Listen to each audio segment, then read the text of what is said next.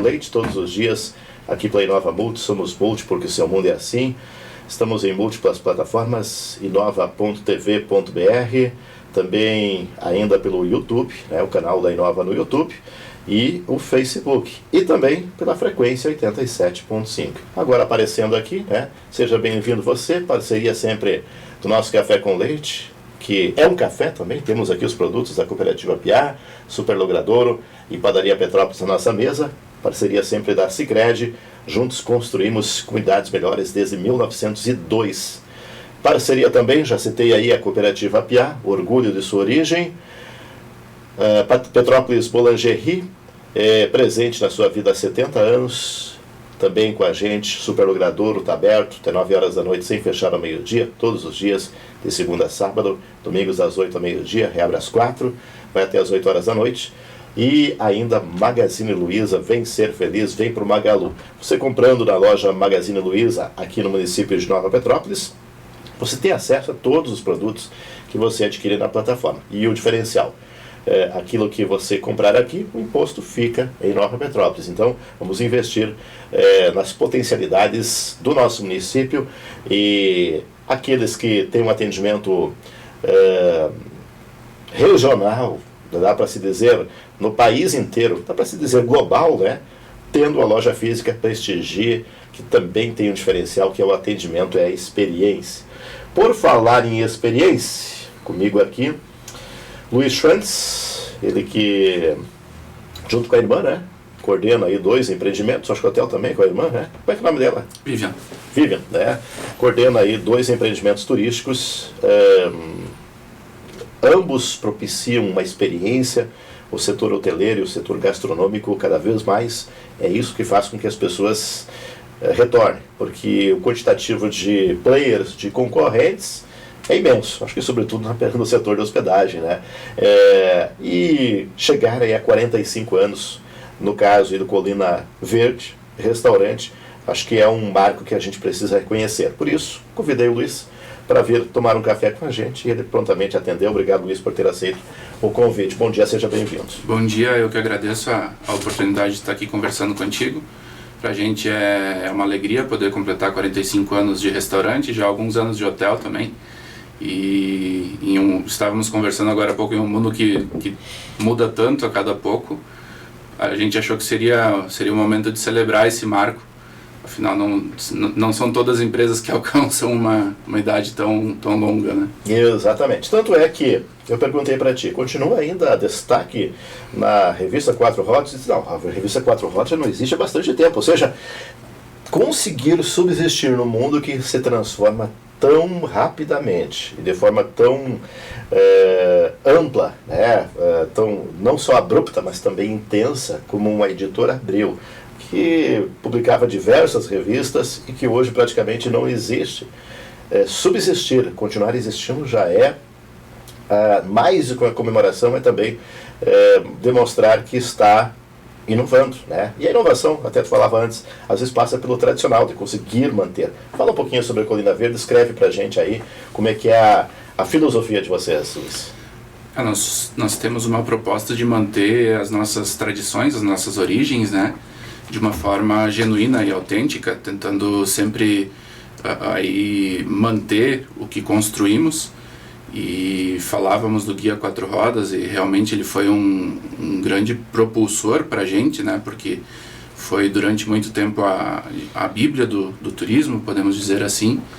E de 1980 até 2015 a gente recebeu esse destaque, sendo reconhecido alguns anos até como o melhor restaurante do estado. Então para a gente era muito importante esse reconhecimento.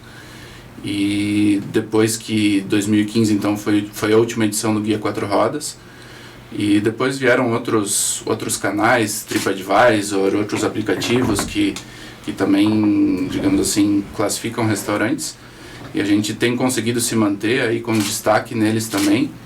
E hoje o nosso grande desafio é justamente manter essa, digamos assim, essa experiência única, diferente, que as pessoas de fora vêm e procuram.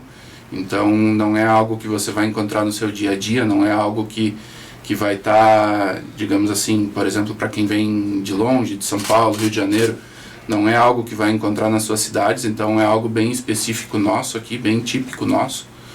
E é o que a gente busca fazer no dia a dia, é manter a artesanalidade, manter o bom atendimento, aquele atendimento familiar. Utilizamos hoje ainda o fogão a lenha para preparação das comidas. Então, junto à atmosfera germânica, que acho que é esse contexto aqui da nossa cidade, da nossa região, que hoje é o nosso principal chamariz, né? Então, juntando tudo isso, a gente tem conseguido se manter e felizmente podemos comemorar 45 anos e vislumbrando mais uma continuidade aí para frente. Exatamente. Tu falaste germanicidade, ou germanidade, eu não sei qual que é o termo correto, mas o correto é seguir algo que está na tradição, e Nova Petrópolis tem a sua peculiaridade de ter essa cultura germânica muito forte. Até teve o lançamento agora essa semana da Páscoa, a imagem da Páscoa, e busca esse mote, e busca justamente aquilo que é o diferencial. Tu acredita que nesse mundo tão doido, né? Que as coisas se transformam tão rapidamente. Só nesse pequeno bate-papo que a gente teve aqui, a gente já falou sobre metaverso, sobre realidade aumentada, sobre inteligência artificial, sobre Airbnb, sobre Uber, sobre, enfim, diversas questões que buscam a inovação. E isso, se no passado as gerações inovavam a cada 30, 40 anos, quando não levava-se séculos, né? Acho que foi só a partir de 1822, aí, com a Revolução Industrial, que as coisas começaram a mudar mesmo, né? Mas mesmo assim, tudo lentamente. Agora muda de uma hora para outra, né? Qual o peso de estar numa cultura forte, de ela ser o alicerce para o sucesso do empreendimento, para que ele possa realmente continuar forte? Tu acha que realmente esse é o caminho, assim, é a cultura, é a nossa identidade local? Sim, com certeza. Eu observo assim que nós tivemos, no decorrer desses 45 anos e no período que eu participei, digamos assim, a gente já teve épocas em que talvez a gente deixou de valorizar ou de exaltar, digamos, a nossa cultura, a nossa origem, as nossas tradições. E eu vejo que isso agora está voltando com força, felizmente, ou que as pessoas estão voltando a valorizar, ou estão vendo que valorizar isso pode trazer retorno. Então, isso é muito importante. E justamente dentro de um mundo tão acelerado, tão rápido, tu conseguir ainda se prender a algo talvez antigo, ou uma tradição que vem de mais tempo, e de certa forma inserir isso dentro do mundo acelerado, eu acho que é bem importante para o turismo, para a região, para a cidade, para os negócios. Eu acho que isso que pode garantir a continuidade e também trazer mais pessoas para cá. É como tomar um café. Quando eu propus o meu café com leite, isso antes da pandemia, não imaginava eu sobre isso, né? Que ninguém quase imaginava que teríamos uma pandemia.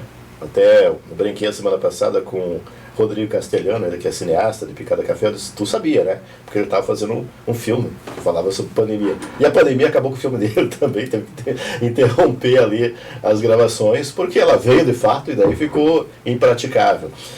A gente não sabia, mas a gente sabia que estava tudo muito rápido já antes, né? Tanto que as próprias entrevistas, bom, vamos fazer por telefone? Não, vamos sentar e tomar um café. Então, quando chega num restaurante e tem o fogão a lenha, isso vocês fazem, não é todos os alimentos lá no fogão a lenha, né? Mas muita coisa. Mas a grande maioria. A grande maioria é feita no fogão a lenha. Isso também acho que mostra a antítese desse mundo doido que a gente precisa estar conectado nele. Ninguém consegue sair, não dá para mandar parar para a gente sair, né? Não tem parada para a gente sair e ficar num tempo não tão acelerado. Mas aquela experiência, aquele momento que remonta ao passado, que remonta à afetividade até dos pais e avós, isso marca também positivamente na vida de eu não digo de um cliente, mas alguém que está vivendo aquela experiência. Qual o momento que marcou na tua vida de que aquela experiência naquele cliente está na tua memória? Olha, na verdade teria muitas situações para falar, porque em 45 anos a gente acaba criando mais do que clientes, acaba criando muitos amigos, né? Pessoas que retornam. Pessoas que retornam. Então, é praticamente diário, semanal, a gente pode dizer que chega alguém na nossa casa e diz assim: eu venho aqui há 30 anos, eu venho aqui há 40 anos, e eu vinha com meu pai, eu vinha com meu avô, ou eu vinha com os meus filhos pequenos e agora eles estão vindo com a gente crescidos. Então, é uma caminhada que a gente pôde acompanhar alterações em família. Então, nessa caminhada, as pessoas vão lá para celebrar datas, para celebrar conquistas, para momentos, enfim. E isso tudo acaba marcando nas pessoas. E tem momentos, às vezes, que o cliente entra lá e ele se emociona. Ele chega a ficar com lágrimas nos olhos, porque ele, nossa, há 30 anos atrás eu sentei aqui com o meu pai, talvez hoje meu pai não está mais, mas era o lugar que ele mais gostava. Então, eu acho que isso vai muito mais além de qualquer outra coisa. Isso traz pra gente um prazer em receber essas pessoas, em conhecer essas histórias, em poder fazer, digamos assim, como eu disse, mais do que clientes, amigos, né? E a questão de sentar à mesa, a nossa proposta, então, é uma proposta mais farta, com a mesa cheia, num ambiente no alto de uma colina, com uma natureza ao redor, com uma musiquinha alemã tocando, com o pessoal com traje típico. Então, eu acho que automaticamente é uma coisa que desacelera. A pessoa senta ali, ela precisa se dar, pelo menos aquele tempo que ela está ali, de poder sentar, almoçar, curtir aquele momento.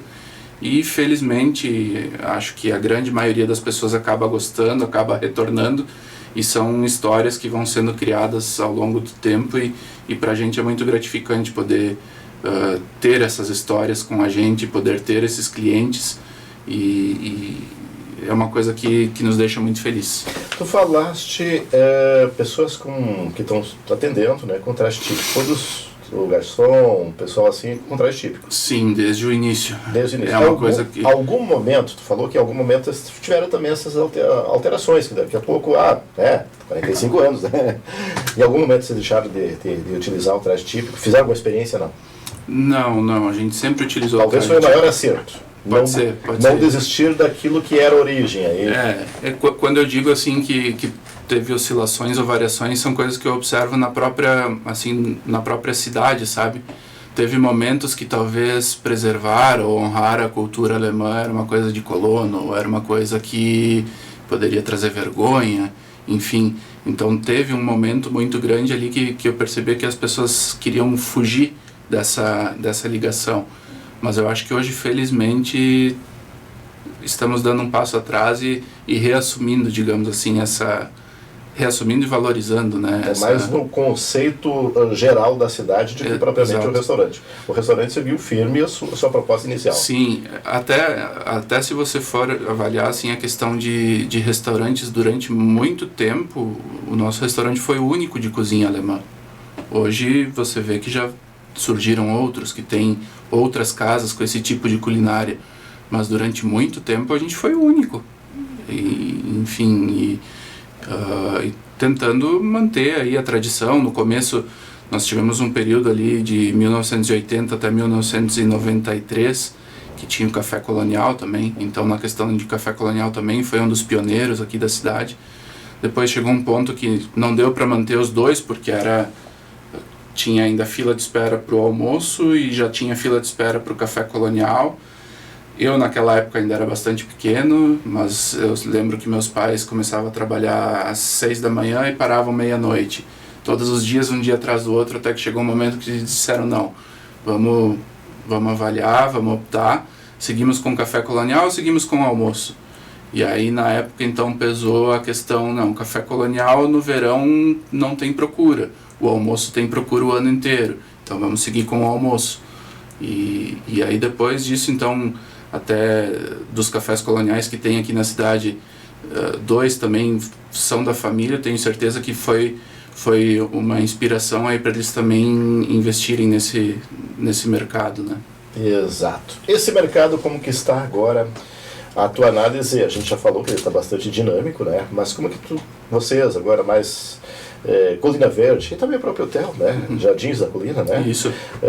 Como é que está diante desse cenário aí que afetou todo o estado, né? Tivemos no ano passado aí essas chuvas, hoje a gente está ainda com consequências disso. Olha, estamos tendo aí várias empresas fechando a cidade, e não é só aqui, Gramado também, a circunstância está bem forte do ponto de vista de consequências, né?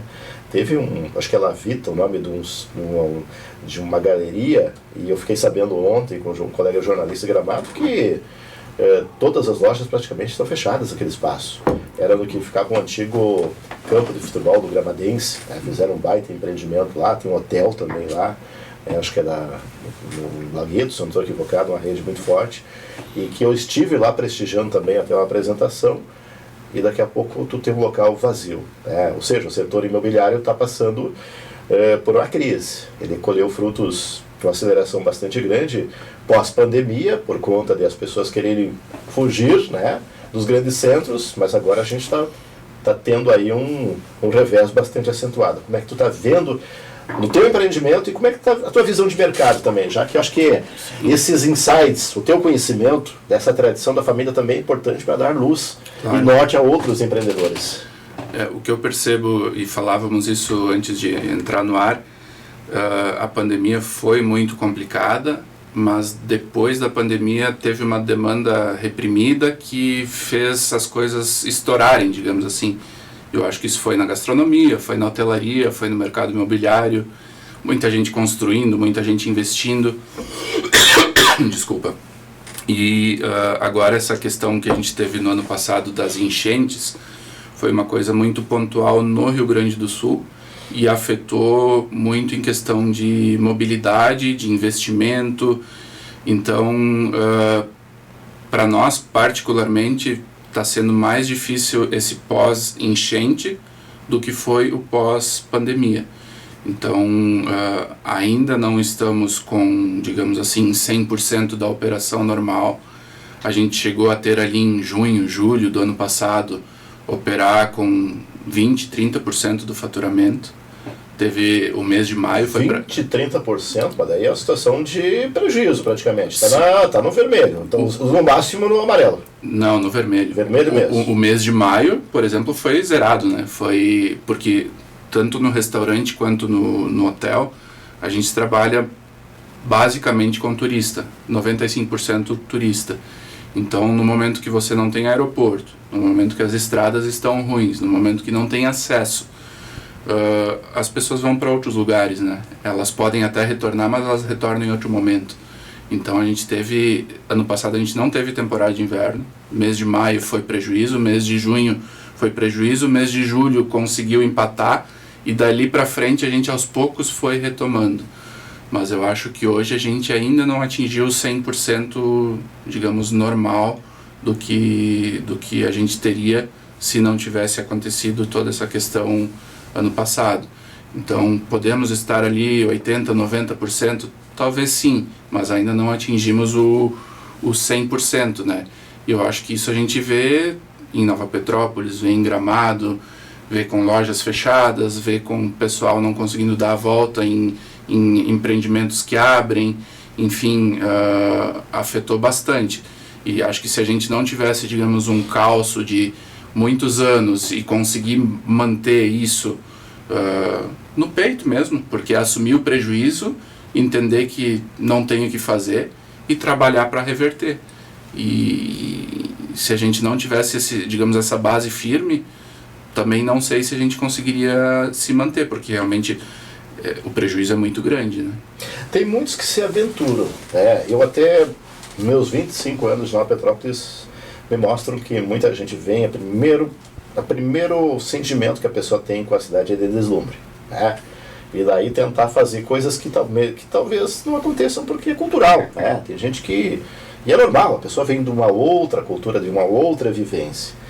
E às vezes ela também tenta empreender algo que ela não domina tanto, vê como uma oportunidade, a própria questão do fluxo turístico, que em outros momentos era forte, né? Agora, por conta dessa circunstância toda, tá bem devagar, né? E daí, logo ali adiante, ela sente a dificuldade, daqui a pouco é loja que abre e fecha, e também tem a questão da imagem para o próprio município.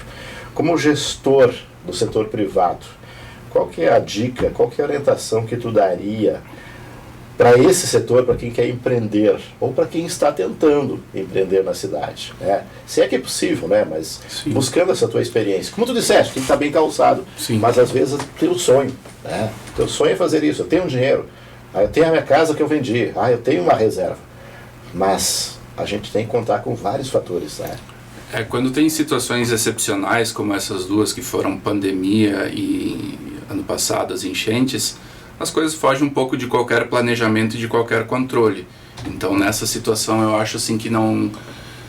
claro que tem que sempre tentar olhar para si e ver se a gente fez a coisa certa, mas eu acho que foge um pouquinho de controle e podem acontecer situações onde o empreendedor simplesmente não tem o que fazer a não ser seguir com a maré e seja o que Deus quiser, digamos assim, né? Mas eu acho que para quem está agora, digamos assim, de novo pós tudo isso, para quem quer empreender, eu acho que vale bem fazer uma análise criteriosa de mercado. A gente tem outras dificuldades hoje digamos assim, em todos os setores, que é a questão de mão de obra, uma mão de obra muito escassa e pouco qualificada. Então a questão de mão de obra é difícil. Temos uma questão de mobilidade, acho que aqui no município ainda também falta um pouquinho dessa mobilidade, eu digo para mão de obra, para circulação em geral. Até porque geralmente o pessoal diz o seguinte, assim, enquanto toma um golinho de café, quer uma aguinha? Aceito uma água. Vou pedir pro Pedro aí trazer uma aguinha para o Luiz aí, porque acho que é o ar-condicionado também, ser, né? Espero que a minha alergia, minha rinite, minha gripe não esteja passando para ti também resfriado, né? Enquanto tu falavas assim sobre essa questão desse setor, desses desafios, e eu perdi o fio da meada agora, eu vou te fazer a pergunta, mas volto depois a essa questão assim. A gente vê que é uma questão que tu citou, a mão de obra, tá? A mão de obra, historicamente é difícil, né? Historicamente é difícil. Mas se historicamente é difícil tu conseguir ter uma mão de obra qualificada, tem que se buscar meios para isso. E agora lembrei o que é também, que fala a questão da mobilidade, né? Muito se cobra, não, mas tem que estar com o restaurante aberto. Mas como é que tu vai abrir um restaurante à noite, por exemplo, se tu não tem, né, trânsito, não tem transporte urbano? Então tem a história da galinha e do ovo, né, qual nasceu primeiro. São gargalos a mão de obra e a questão de transporte para efetivamente propiciar que aquele trabalhador possa voltar para sua casa, porque nem sempre o proprietário de estabelecimento consegue dar conta disso tudo.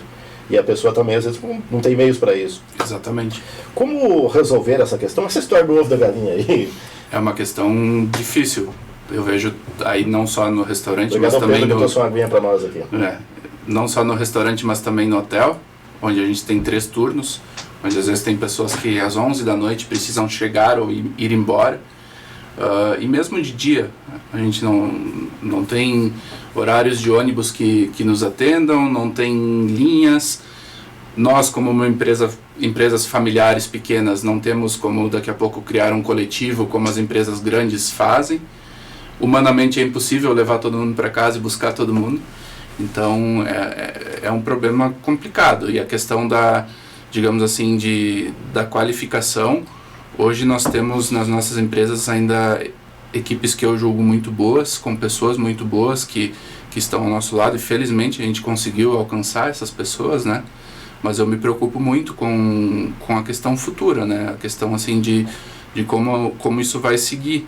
E eu acho que além da questão de divulgar o turismo, de pensar o turismo em questão de trazer pessoas, acho que é importante, digamos, para os gestores da cidade e do município também se preocuparem com essa questão de vamos fazer os nossos munícipes se interessarem em trabalhar nessa área, vamos conseguir conscientizar de que tem que trabalhar fim de semana, de que tem que trabalhar à noite, que tem que trabalhar feriado, que a gente vai ter que trabalhar quando as pessoas nos procuram, né?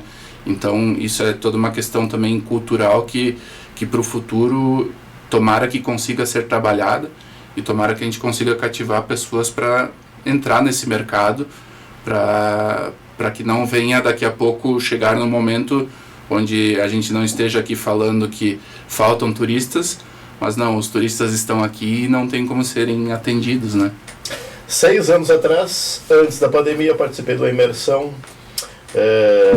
em Caxias do Sul, falava sobre vendas, principalmente o Ricardo Catani, um baita palestrante aí, e ele também teve que mudar os planos dele, queria ser um dos maiores palestrantes do país, presencial, devido à pandemia não dá mais para ser presencial, tem que mudar a estratégia. Mas ele dizia o seguinte, assim, ó, você tem que estar no momento que o teu cliente está querendo comprar de ti, tu tem que estar disponível. Claro, falando mais para a questão de venda de produtos. Sim. Mas um restaurante também, um hotel, tu precisa atender à noite, atender Sim. fora de horário. E tu tem que ter essa mão de obra preparada para isso, né? Assim como ele teve que assimilar e se moldar essa realidade que mudou, agora volta-se a presencial, mas um bom período não tinha como fazer presencial, a gente também, como cidade turística, precisa se moldar essa realidade que está mudando.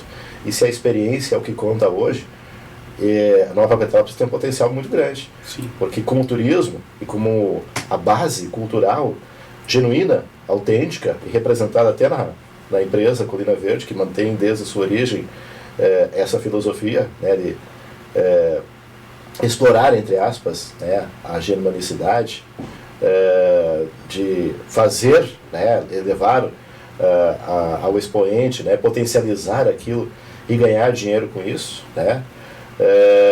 Acho que a cidade deve também, como tu disseste, mas eu trago a minha opinião aqui, investir muito disso, né? Porque é essa experiência que vai contar. E essa experiência passa por estar disponível, passa por talvez resgatar um pouco da própria vestimenta, né? O idioma talvez seja difícil, porque daí tu não consegue se comunicar, mas incorporar essa aura, porque Nova Petrópolis tem um potencial muito grande. Não tenha dúvida disso. Você também não, né? Você não estaria investindo na área hoteleira e gastronômica, né, Luiz? Não, com certeza. Acho que para manter 45 anos um restaurante, além de tudo, tem que ser teimoso. E para ainda abrir mais um hotel, também tem que ter alguma coragem, porque são 2 negócios assim que exigem bastante, exigem 24 horas por dia, 7 dias por semana. E eu acho que tendo esses 2 negócios em Nova Petrópolis só demonstra que a gente acredita no potencial da cidade. Eu acho que tem muito potencial, acho que a gente pode crescer muito ainda.